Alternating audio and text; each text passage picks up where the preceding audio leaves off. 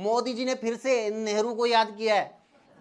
सच बताऊं, मोदी जी नेहरू जी को जितना याद करते हैं, जितना याद करते हैं भाई, इतना तो आदमी दारू पीने के बाद अपनी एक्स को याद नहीं करता।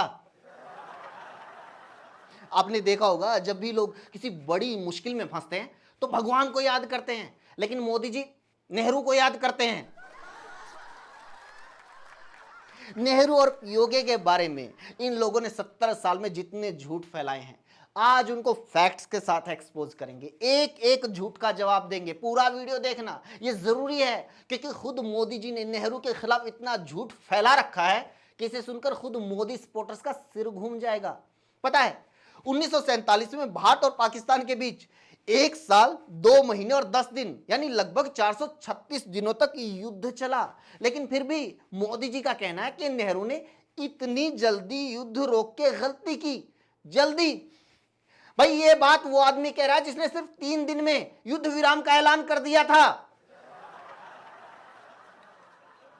जो आदमी नेहरू को कह रहा है कि टेस्ट मैच की पूरी सीरीज जीतने के बाद भी मैच नहीं रोकना चाहिए था, उस आदमी ने खुद T20 के पहले ही मैच के पहले ही ओवर में पारी घोषित कर दी। कमाल की बात यह है कि हमारी मीडिया ने मोदी के इस बयान के बाद यह भी साबित कर दिया है कि साल 2025 के 3 दिन 1947 के 436 दिनों से ज्यादा होते हैं, क्योंकि उस टाइम रोलर कोस्टर राइड का मजा लेने के चक्कर में नेहरू जानबूझकर धरती को तेज तेज घुमा रहे थे। जबरदस्त खेला भाई मोदी ने नेहरू के खिलाफ। नेहरू सरकार में जो भी अच्छा हुआ वो सरदार पटेल के खाते में डाल दिया। कश्मीर को भारत में मिलाया, अरे ये तो सरदार पटेल ने किया था। 562 रियासतों को एकजुट किया, अरे ये तो सरदार पटेल ने किया था। जूनागढ़, अरे सरदार पटेल। हैदराबाद, अरे सरदार पटेल। हर काम का क्रेडिट नेहरू के मंत्री को वो आदमी दे रहा है जो खुद के मंत्री को ट्रेन के टॉयलेट में नया मग्गा तक रखने का क्रेडिट नहीं देता। मोदी के मंत्री मोदी से पूछे बिना सांस तक नहीं लेते, और उनको लगता है कि पटेल नेहरू को बिना बताए ही मंत्री बन गए थे। नेहरू किसी का क्रेडिट नहीं खाते थे, इसलिए 75 साल बाद भी हम लोग सुन रहे हैं पटेल साहब ने ये किया, पटेल साहब ने वो किया। लेकिन कभी क्या आपने सुना कि सर्जिकल स्ट्राइक मनोहर पारिकर ने करवाई, एयर स्ट्राइक निर्मला सीतारमण ने करवाई, ऑपरेशन सिंदूर राजनाथ सिंह ने चलाया? क्योंकि रक्षा मंत्री तो ये लोग थे, लेकिन नहीं, ये सब तो मोदी ने किया। और सच भी है, क्योंकि अंतिम फैसला पीएम का होता है, ओवरऑल अथॉरिटी पीएम के पास होती है, मंत्री सिर्फ प्रधानमंत्री के दिशा निर्देश पर काम करते हैं। लेकिन ये सिर्फ मोदी के केस में होता है, नेहरू का नाम आते नहीं नहीं, नेहरू ने कैसे किया, नेहरू ने एम्स कैसे बनाया, ये काम तो मिस्त्रियों ने किया है। अब माइंड गेम देखो यार, मोदी ने नेहरू से उनके मंत्रियों को अलग कर दिया। अरे मंत्री क्या, नेहरू से उनकी जाति को अलग कर दिया।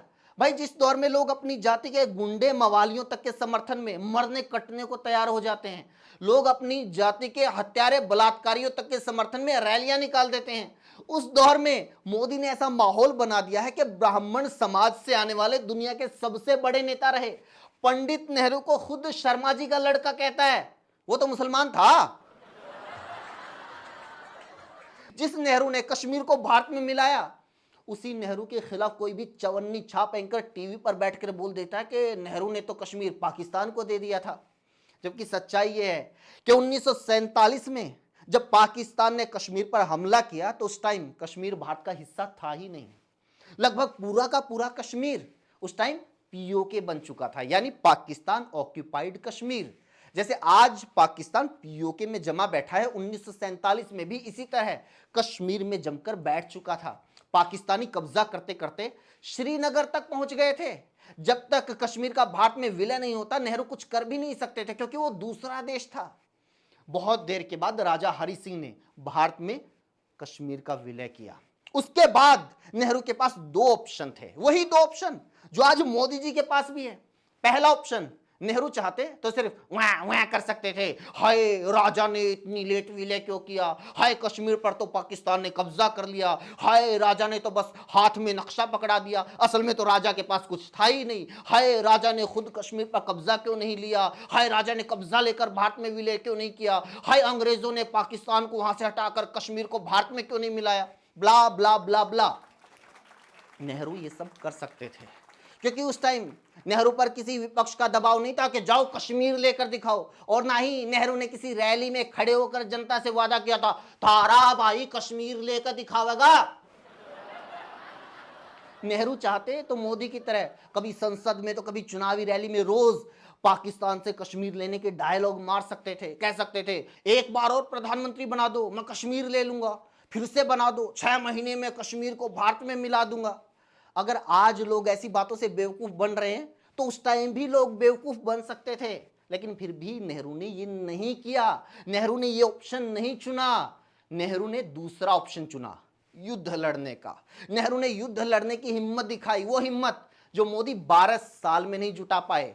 नेहरू ने सेना को भेजा, जम्मू कश्मीर के लगभग 90% हिस्से को भारत में शामिल किया। ये कश्मीर कोई राजा के साइन करने भर से झोली में आकर नहीं गिरा था। ये जो श्रीनगर, बारामूला, उड़ी, राजौरी, नौशेरा, जोजिला पास, द्रास, लेह, कारगिल, ये सब एरिया जो आज भारत में है, ये सब नेहरू ने युद्ध लड़ कर लिया है। नेहरू ने 1 इंच जमीन भी पाकिस्तान को नहीं दी, बल्कि हजारों किलोमीटर जमीन भारत में मिलाई है। कश्मीर को भारत में मिलाने का काम नेहरू ने उस दौर में किया जब भारत नया नया आजाद हुआ था। देश को अंग्रेज इतना चूस चुके थे कि युद्ध लड़ना तो दूर, खाने तक के पैसे नहीं थे। आज मोदी जी कह रहे हैं कि उन हालात में सरदार पटेल ने युद्ध जारी रखने की वकालत की थी, जबकि सच्चाई है कि सरदार पटेल का ऐसा एक भी बयान, ऐसा एक भी लेटर मौजूद नहीं है जिसमें उन्होंने युद्ध रोकने का विरोध किया हो या युद्ध जारी रखने की सिफारिश की हो। हाँ, पटेल साहब का वो लेटर आज भी मौजूद है जिसमें उन्होंने सेना की स्थिति और संसाधनों की कमी को लेकर चिंता जताई थी। उन्हें चिंता हो रही थी कि सेना संसाधनों के अभाव में कैसे युद्ध लंबा खींच पाएगी। एक परेशानी यह भी थी कि युद्ध जीतते जीतते हम लोग ग्लेशियर तक पहुंच गए थे और आगे सर्दियां भी शुरू हो गई थी। सेना के पास बर्फ में लड़ने के हथियार और ट्रेनिंग तो क्या, बर्फ में खड़े होने लायक कपड़े तक नहीं थे। उस टाइम देश के भीतर भी कई तरह की उथल पुथल मची हुई थी, कई तरह की समस्याएं थी। इसलिए तमाम परिस्थितियों को देखते हुए नेहरू ने युद्ध रोकने का फैसला लिया था। लेकिन ये एक्साइचिन और पीओके लेने का ऑप्शन तो आज भी मोदी के पास है। युद्ध लड़ो और पीओके क्या, पूरा पाकिस्तान ले लो, पूरी दुनिया ले लो। ऐसा करने से नेहरू ने नहीं रोका, बल्कि नेहरू को तो इससे सबसे ज्यादा खुशी होगी अगर कोई प्रधानमंत्री उनके अधूरे मिशन को पूरा करेगा तो। लेकिन ये करने की हिम्मत नहीं है, सिर्फ रोज लगे रहते हैं हाय नेहरू ने ये क्यों नहीं जीता, हाय नेहरू ने वो क्यों नहीं मिलाया, हाय नेहरू ने 5G क्यों नहीं चलाया, हाय नेहरू बुलेट ट्रेन क्यों नहीं लाए, हाय नेहरू ने ट्रंप को क्यों नहीं हराया। कुछ लोगों का यह भी कहना है कि आज का दौर अलग है, आज युद्ध लड़ना आसान नहीं है। हाँ, नेहरू के टाइम तो युद्ध लड़ना डांडिया खेलने जितना आसान था। ओए पाकिस्तानी, ढोलना ढोलना। इन लोगों का कहना है कि आज के दौर में परमाणु हमले का खतरा है। अच्छा, परमाणु हमले का खतरा तो कारगिल वॉर के टाइम भी था, लेकिन उस टाइम अटल जी ने तो युद्ध लड़ने का फैसला लिया। उन्होंने ना परमाणु देखा और ना ही अमेरिका की सुनी। और वैसे भी नेहरू तो एक हार्ड मास के इंसान थे, उन्हें तो युद्ध लड़ना पड़ा। मोदी जी तो खुद अवतार हैं, उनके पास तो अवतारी बाबाओं की एक फौज भी है। वो तो बिना युद्ध लड़े ही अपनी शक्ति से पीओके ले सकते हैं, लेकिन नहीं ले रहे, क्योंकि जिस आदमी को खुद कुछ करने की बजाय सिर्फ दूसरों को दोष देने की आदत पड़ जाती है, उसे आप स्वर्ग की चाबी भी थमा दो, वो तब भी रोना बंद नहीं करेगा। हाय यहाँ इतनी सफाई क्यों है, मुझे तो कीचड़ में लेटकर ही मजा आता है। अगर नेहरू पीओके भी जीतकर भारत में मिला लेते तो मोदी इस बात पर रो रहे होते हाय पाकिस्तान को क्यों नहीं मिलाया, हाय अफगानिस्तान को क्यों नहीं मिलाया, हाय पठान का बच्चा क्या करेगा। अगर वो भी नेहरू ने मिला लिया होता तो मोदी इस बात पर रो रहे होते हाय मुसलमान इतने क्यों हो गए, हाय मुस्लिम पीएम क्यों बन गया। इसलिए रोने वाले का रोना खत्म नहीं करवा सकते, हम सिर्फ उनके झूठ को एक्सपोज कर सकते हैं। फिर भी इस इशू पर अगर फिर भी कोई डाउट रह जाए तो अशोक कुमार पांडे जी की ये वीडियो आप देख सकते हैं। इस वीडियो में इतना ही। कैसी लगी कमेंट करके जरूर बताइए और लोगों तक पहुंचाइए, शेयर कीजिए। हमसे जुड़ने के लिए चैनल को जरूर सब्सक्राइब कीजिए। Thank you so much.